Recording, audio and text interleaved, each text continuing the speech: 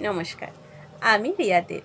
আমার শব্দধারা নামক কবিতা ও গল্প পাঠের পেজে সবাইকে স্বাগত।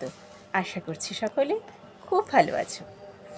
সবাইকে জানাই শুভ শারদীয়ার অনেক অনেক শুভেচ্ছা। পুজো সকলের খুব ভালো কাটুক।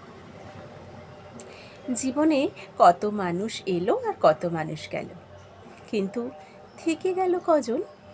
যে মানুষটা গত বছর আমার সুন্দর সুন্দর কথা বলে মন ভরিয়েছিল, এবছর সে অপরিচিতের খাতায় নাম লিখিয়েছে।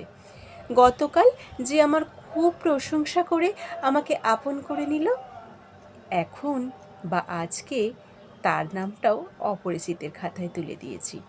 আর চায়ের দোকানে বসে যাকে বিশ্বাস করে মনের কথা বলে এলাম, বাড়ি এসে ভাবছিলাম আরও একজন বিশ্বাস ভাঙার কারিগর আমি নিজেই তৈরি করে এলাম।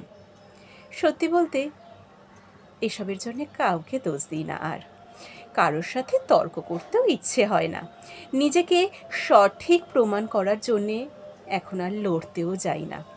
এত কিছুর পরেও দু একজন মানুষ আছেন যে আমাকে ভালোবাসে, আমি তাকে বিশ্বাস করি, আমি তাকে ভালোবেসেই বাঁচার চেষ্টা করি।